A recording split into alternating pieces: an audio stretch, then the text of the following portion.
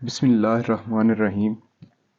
آج ہم اپنا یورپین ہسٹری لیکچر سیریز کا لیکچر نمبر 6 سٹارٹ کرنے لگے ہیں۔ یہ چیپٹر نمبر 2 ہوگا ہمارے پاس اور اس کا پارٹ نمبر 3 ہوگا۔ تو پیچھے جس طرح ہم نے دیکھا پہلے نیشنل اسمبلی بنتی ہے فرینچ ریولوشن کے دوران، تو وہی نیشنل اسمبلی جب ڈیزالو ہوتی ہے تو وہ لیجسلیٹو اسمبلی بنا کے ڈیزالو ہوتی ہے۔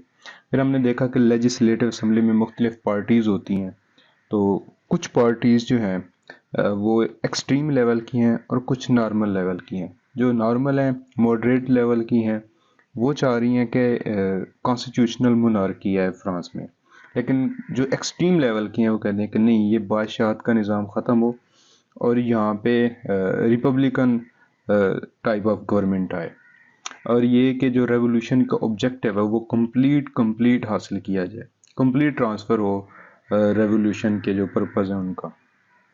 اچھا، پھر ہم نے دیکھا کہ 2-3 پارٹیز مل کے رین آف ٹیرر کو چلاتی ہیں۔ ایک پیرس کمیون، ہم نے دیکھا کہ پیرس کے جو ڈپٹیز ہیں، وہاں کے لوگ ہیں، وہ مل کے ہوٹل ڈی ویلے میں کمیون بناتی ہیں، ٹھیک ہے نا، اپنے مفادات کو انٹرسٹ کو پروٹیکٹ کرنے کے لیے۔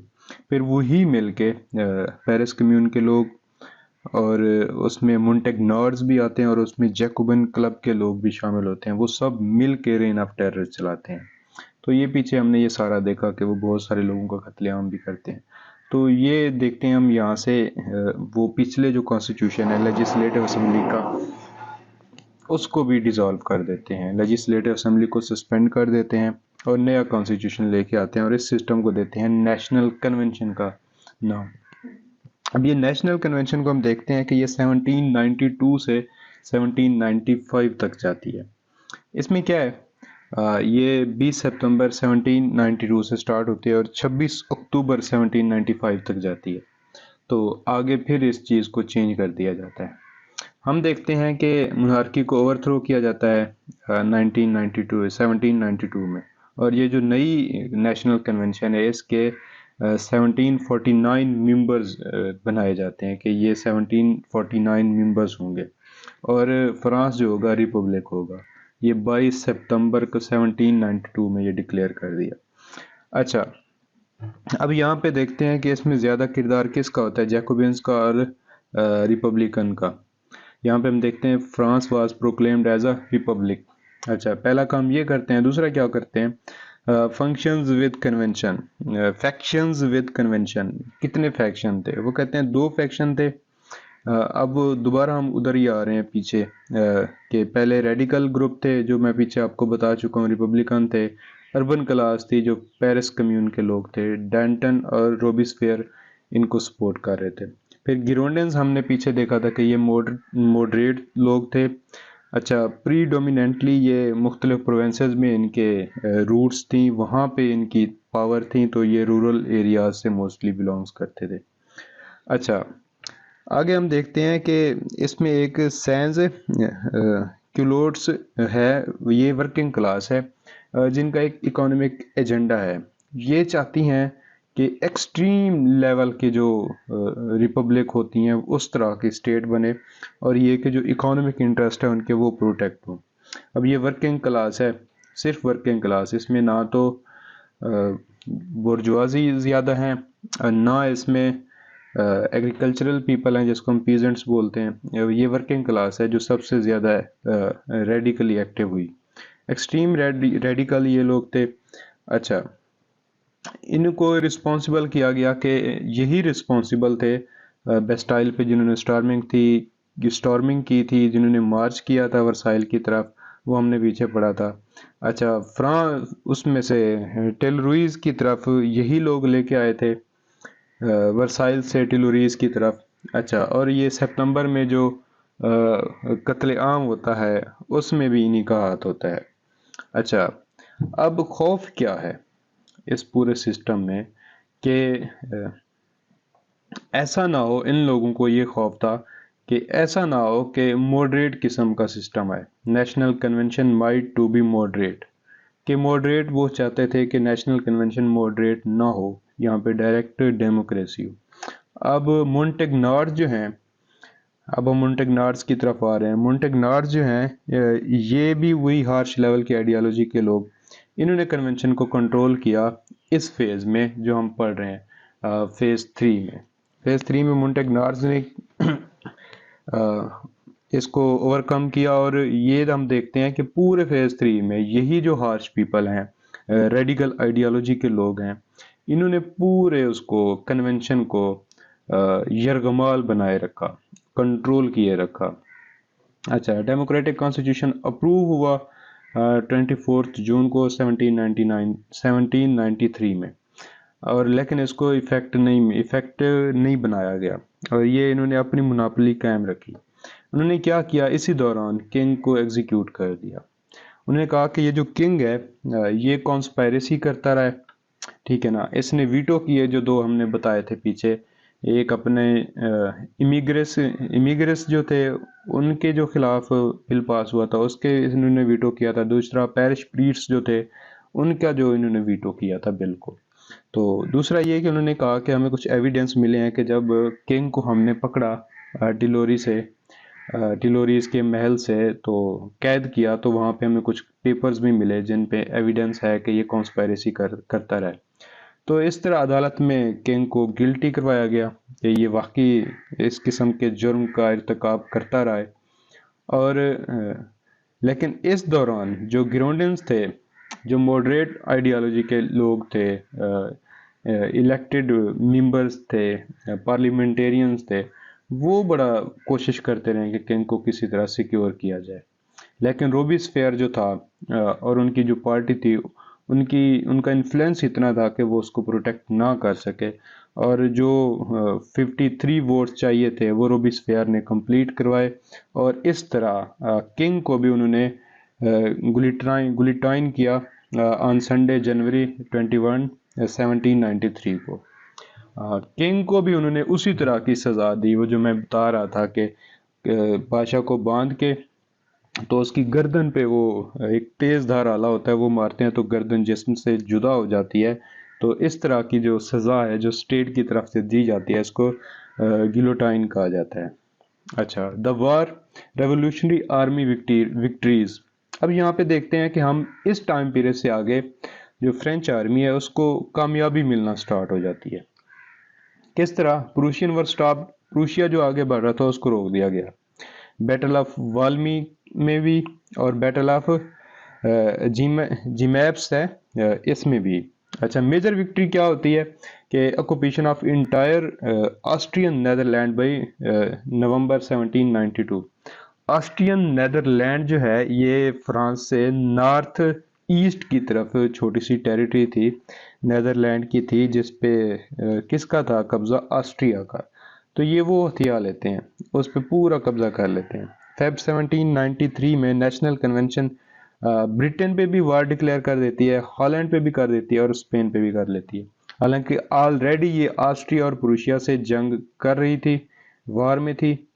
اب 3 اسٹیٹس اور ہیں جن پہ یہ انہوں نے وار ڈکلیئر کی، برٹن، ہالینڈ اینڈ اسپین۔ اب میں آپ کو بتاتا چلوں، آسٹریا اور پروشیا اس کے ایسٹ میں ہے فرانس کے، برٹن اور ہالینڈ یہ فرانس کے نارتھ میں ہے، اور اسپین جو ہے یہ فرانس کے ویسٹ میں ہے۔ تو اٹ مینز آلموسٹ ہر طرف سے جو یہ ہے فرانس ہے یہ جنگ میں آ گیا۔ اب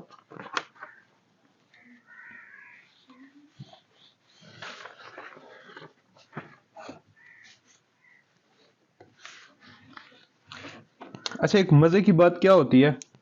مزے کی بات یہ ہوتی ہے کہ کمیٹی آف پبلک سیفٹی بنائی جاتی ہے۔ یہ کیا ہے کمیٹی آف پبلک سیفٹی؟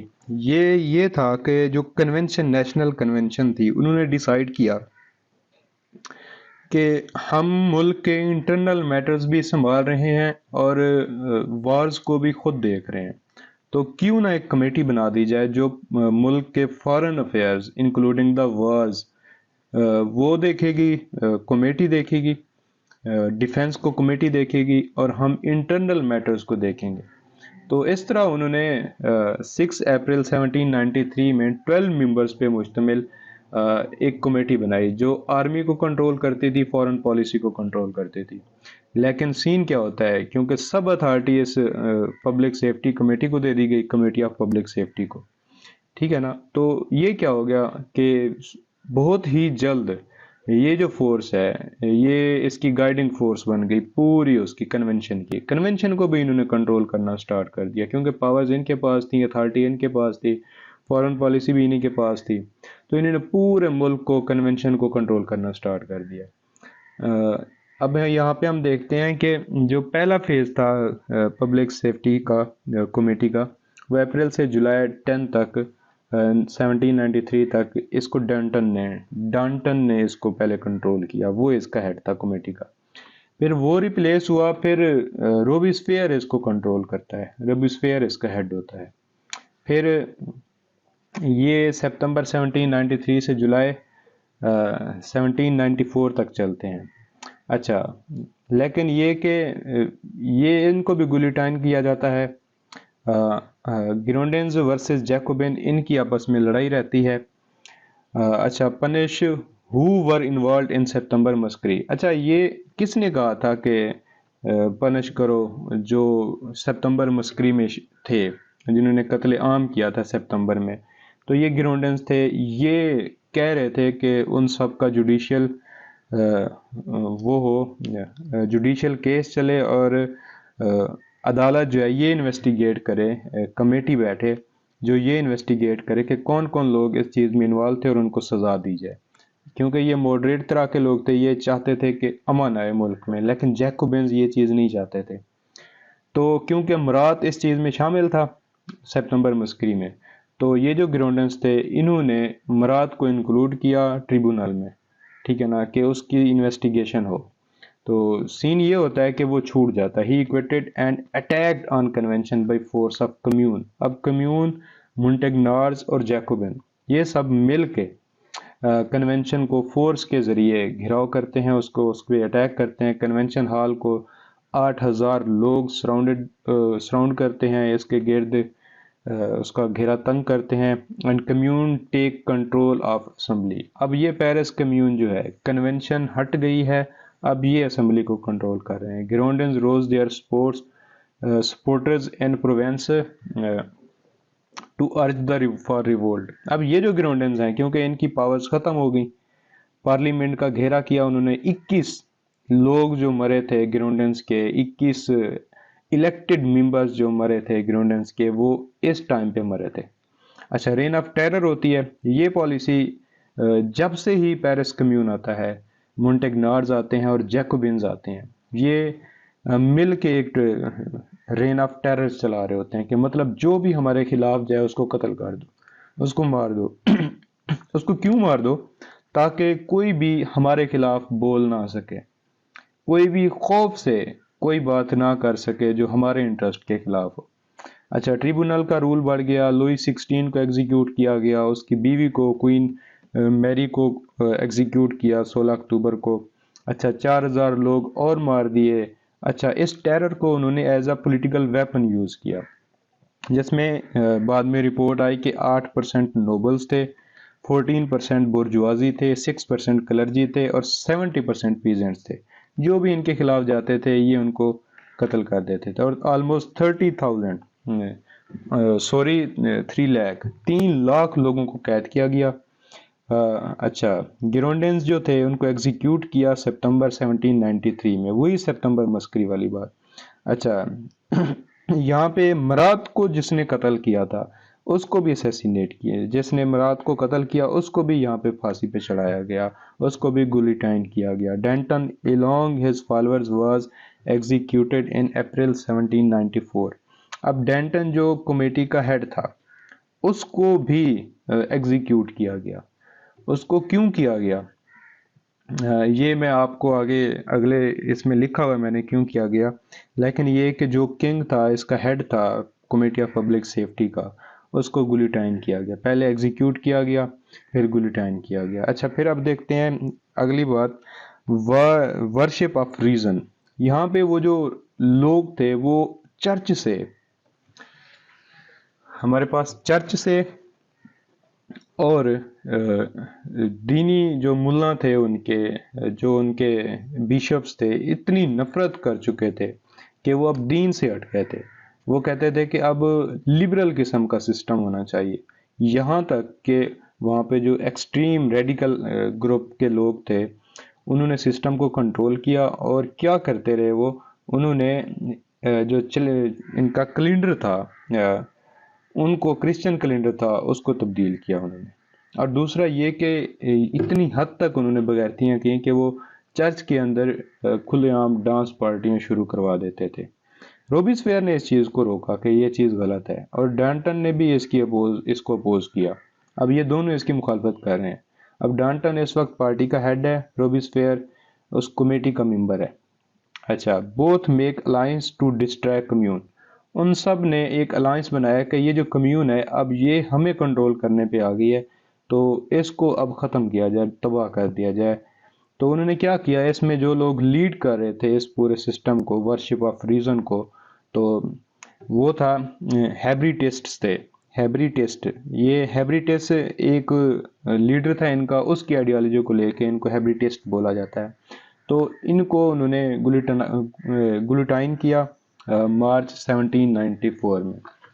اب آتی ہے ڈانٹن اور روبیس فیئر نے یہاں پہ مل کے ان کو گلوٹائن کیا. اب باری آتی ہے ڈانٹن کی. ڈانٹن کیونکہ ہیڈ تھا، اب روبیس فیئر نے اس کو بھی سائڈ لائن کرنے کا سوچا کہ اب اس کو بھی سائڈ پہ کر دیتے ہیں. تو سین یہ ہوتا ہے، روبیس فیئر نے ڈانٹن کے خلاف کہا کہ اس کی جو پالیسی ہے یہ خراب ہے. اور ڈانٹن کہہ رہا تھا کہ ان کی جو رین آف ٹیرر پالیسی ہے، جو ملک کے اندر جو مخالفت کر رہے ہیں لوگ، انہوں نے لوگوں کو مارنا سٹارٹ کیا ہوا تھا. جو بھی ان کی مخالفت کرتا تو یہ ان کو مار دیتے تھے. اس چیز کو ختم ہونا چاہیے. تو ڈانٹن نے کہا کہ no need of this policy due to success of army. وہ کہہ رہے کہ جب آرمی باہر آپ کی سکسیس کر رہی ہے، آپ کے لوگ خوش ہیں، آپ ایزی ہو، تو اس پالیسی کو ختم کر دینا چاہیے. لیکن جو روبیس فیئر تھا وہ اس چیز کو نہیں مانتا تھا. اچھا، دوسری بات کہ ڈانٹن خود چاہتا تھا کہ ہی want piece with foreign powers. وہ کہتا کہ دوسری پاورز جو ہیں ان کے ساتھ بھی اب ہمیں پیس کر لینا چاہیے، کیونکہ اب ہم یہاں پہ ٹھہر چکے ہیں، اب ہمارا جو ریولوشن ہے کامیاب ہو چکا ہے. لیکن روبیس فیئر یہ نہیں چاہتا تھا. تو روبیس فیئر نے اٹیک کیا ڈانٹن پہ اپنے لوگوں کے ساتھ، اور ڈانٹن کو اس نے گلیٹائن کیا 5 اپریل کو 1794 میں. اچھا، اب جو کمیون ہے اس کا ہیڈ کون ہوا؟ روبیس فیئر. ڈانٹن ختم ہوا، روبیس فیئر لیڈ کرنے لگا. روبیس فیئر سپریم پاور تھا کمیون میں، اس کو سپریم پاور ملی کمیونٹی میں بھی، کمیٹی میں بھی، اب کمیون میں بھی. اب کمیون کیا ہے؟ پہلے تو ایک پیرس کمیون الگ تھا، کیونکہ انہوں نے پارلیمنٹ پہ اٹیک کر کے اس پہ قبضہ کر لیا تھا. اب کمیون پارلیمنٹ ہے، اور کمیٹی وہی ہے، کمیٹی آف پبلک سیفٹی، جو 12 بندوں کی ہے، جو آرمی کو اور فارن پالیسی کو کنٹرول کرتے تھے. اچھا، روبیس فیئر نے صرف 7 ویک رول کیا، لیکن اتنا ہارش رول کیا کہ بہت سارے لوگوں کو اس نے گلیٹائن کیا. جو اس کے خلاف جاتا تھا اس نے اس کو مارا. اچھا، لیکن کیا ہوا کہ اس کی مخالفت میں پارلیمنٹ میں لوگ کھڑے ہو گئے کہ یہ کیا کر رہا ہے، جو بھی مخالفت کرتا ہے یہ اس کو مار دیتا ہے. تو کیا ہوتا ہے کہ اپوزیشن ایٹ لاسٹ، اپوزیشن جو ہے اس کی سٹارٹ ہوتی ہے، لوگ اس کے خلاف بولنے لگتے ہیں، پارلیمنٹ میں بھی آواز اٹھتی ہے اس کے خلاف، کنونشن کے اندر. تو لیکن جہاں پہ اس کے لوگ تھے انہوں نے اس کو چھڑوا دیا. ان کی لڑائی ہوتی ہے، کنونشن کے لوگ اس سے لڑ پڑتے ہیں جو بقیہ وہاں پہ ہوتے ہیں. تو سب کیونکہ ڈرے ہوتے ہیں کہ جو اس کی مخالفت کرتا ہے یہ اس کو مار دیتا ہے، تو سب اس وقت تو اس کے لوگوں نے چھڑوایا.